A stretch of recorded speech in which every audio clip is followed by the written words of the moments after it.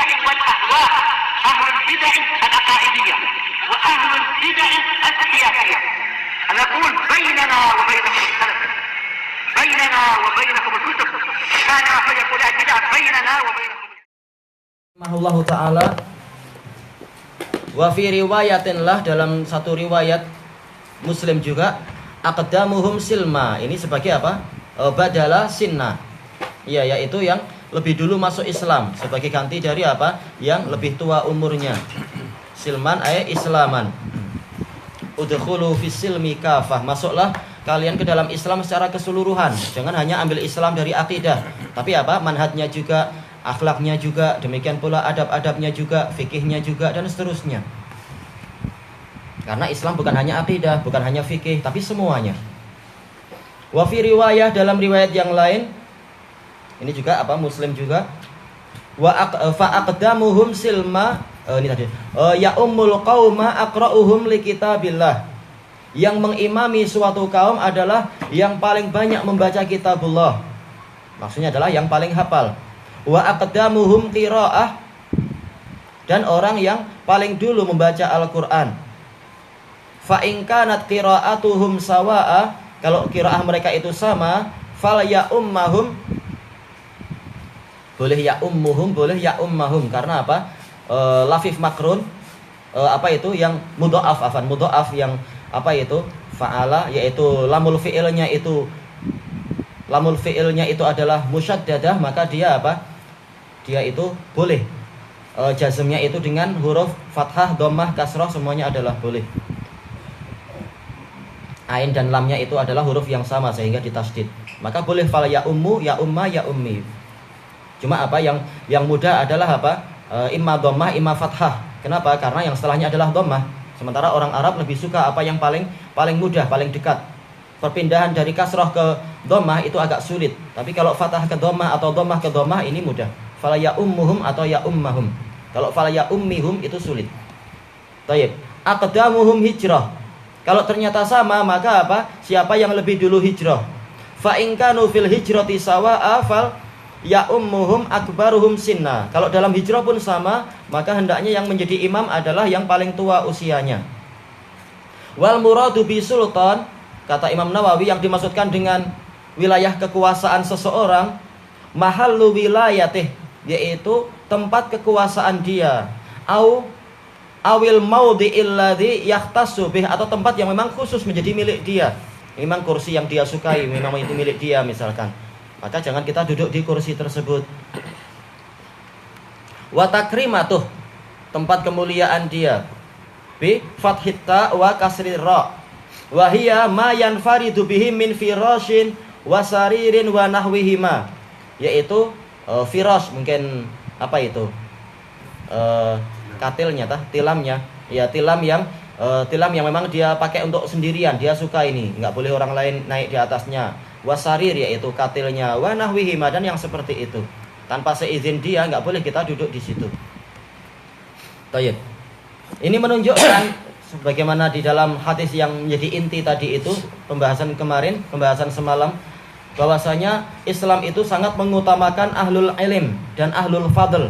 Manusia itu tidak sama derajatnya, maka apa? Jangan disamakan di dalam perlakuan.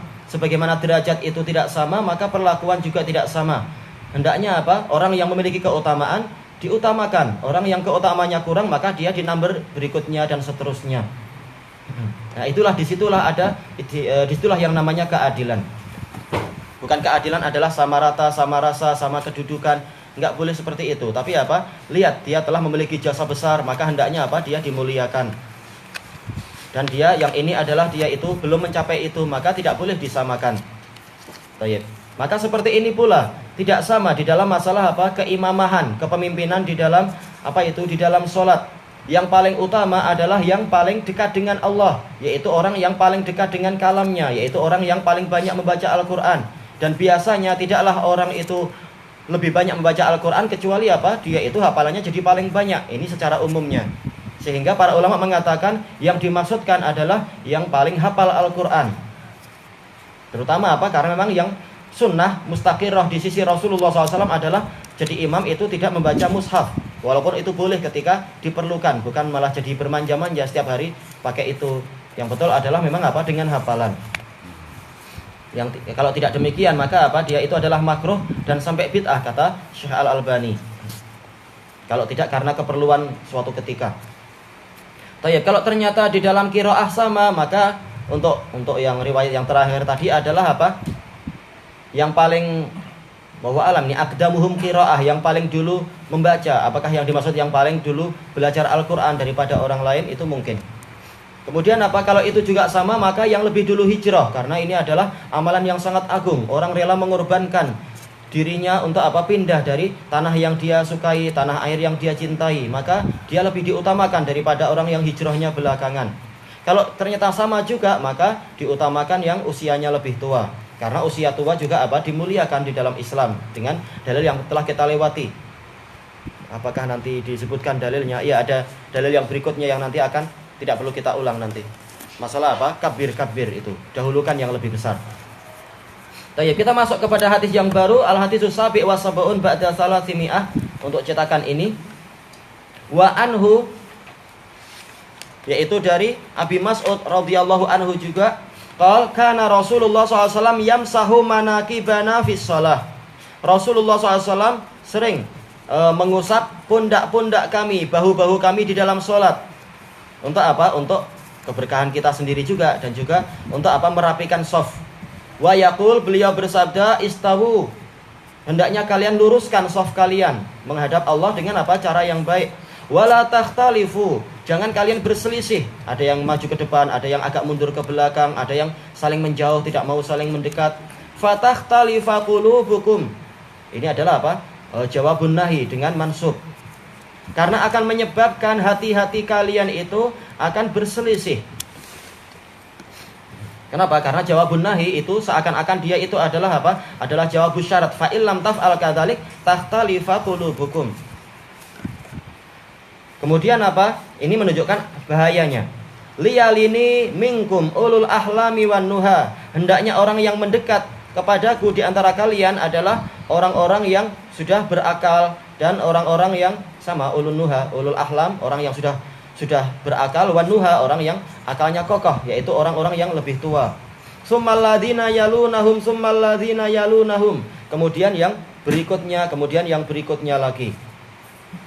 Baik, kita baca dulu qala Nawawi, qauluhu sallallahu alaihi wasallam liyalini huwa bi takhfifin nun wa laisa qablaha ya. Ya, karena apa? Ini adalah amr. Maka ya-nya itu dihapus. Aslinya adalah apa itu? Yalini.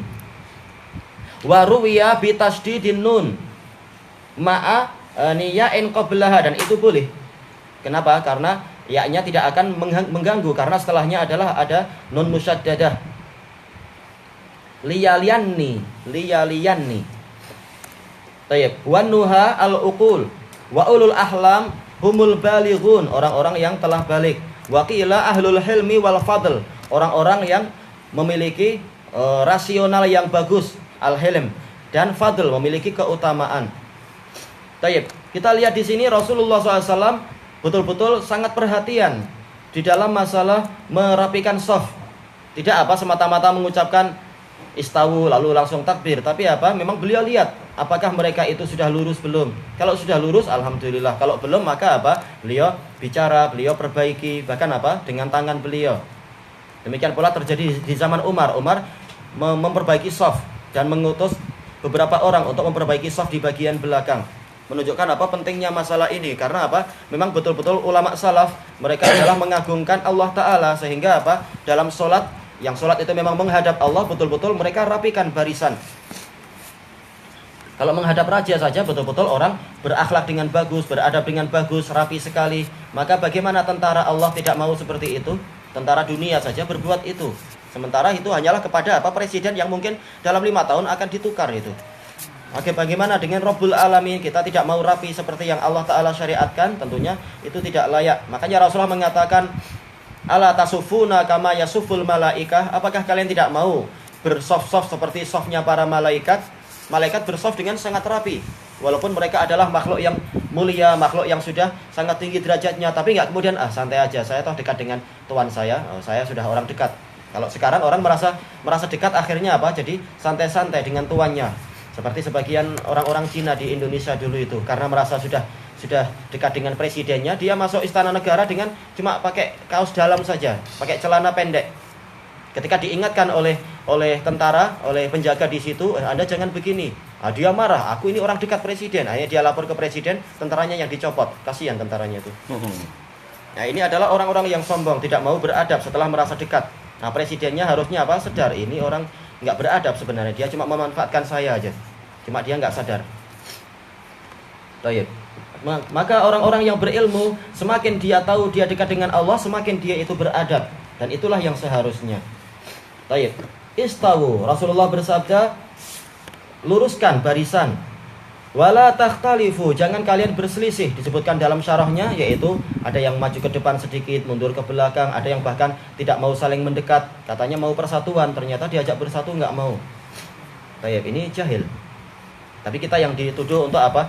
Membuat perpecahan. Padahal kita mendekat, mereka yang menjauh. Kita mendekat, mereka yang menginjak kaki. Mereka yang membenci persatuan sebenarnya. Baik, fatakhtalifa qulubukum, karena akan menyebabkan tercerai-berainya hati kalian. Dijelaskan oleh Syekhul Islam Ibnu Taimiyah di dalam Iqtidas Shiratal Mustaqim. Ini menunjukkan apa? Apa itu? A'malul zahir tu'assir alal a'malil qulub. Bahwasanya amal zahir ini sangat berpengaruh kepada amal batin. Kalau zahirnya berbuat begitu, maka hatinya pun akan menjadi perpecahan. Zahirnya tidak mau berdekatan, maka jiwa kalian pun akan menjadi apa? Mengalami perpecahan satu sama lain. Dan ini menunjukkan bahwasanya apa? Kesalahan di dalam shaf, di dalam sholat akan menyebabkan kerusakan shaf di dalam kehidupan berbangsa dan bernegara, kata para pensyarah. Sekedar apa? Baris di hadapan Allah kita tidak mau bersatu, maka negara kita pun akan goyah. Karena apa? Allah akan memberikan hukuman. Memang hukumannya adalah menyebabkan orang tidak mau bersatu. Di hadapan Allah saja mereka lancang begitu, apalagi ketika sedang jauh dari Allah. Maka akibatnya adalah jiwa menjadi apa? Saling bermusuhan. Akibatnya betul-betul satu sama lain, wajah pun bermusuhan. Fatakhtalifa wujuhukum, dalam lafaz yang lain. La tusawwunna suhuhakum aw la yukhallifanallahu baina wujuhikum. Betul-betul kalian merapikan shaf kalian, atau Allah akan merubah di antara wajah-wajah kalian. Satu sama lain tidak lagi saling tersenyum, saling menyayangi, tapi justru saling bermusuhan, saling hasad, saling dengki, dan seterusnya. Menginginkan kapan temannya itu celaka dan temannya jatuh, dan seterusnya. Ini akibat hukuman Allah Ta'ala terhadap orang-orang yang tidak mau berbaris rapi di hadapannya.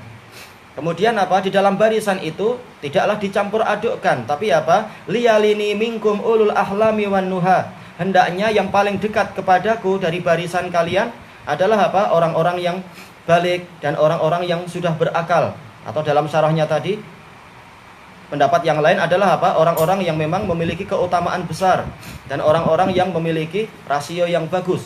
Dan hadis ini telah dijelaskan di dalam hadis yang lain, disebutkan oleh Al-Imam Al-Wadi'i dari hadis Ubay bin Ka'ab. Ketika ada seorang tabi'in, dia sholat di belakang imam. Maka apa? Dia ditarik oleh Ubay bin Ka'ab ke belakang, kemudian apa? Ubay bin Ka'ab maju ke depan. Kalau nggak salah Ubay bin Ka'ab. Kemudian si tabi'in ini mengatakan, hampir-hampir dalam sholat ini saya nggak berakal, bingung saya kenapa seperti itu. Setelah selesai salam, maka kemudian orang ini mengatakan, wahai anak muda, jangan engkau marah terhadap apa yang aku lakukan. Ini adalah perjanjian yang diambil oleh Rasulullah kepada kami, yaitu apa? Kami yang lebih maju ke depan daripada kalian.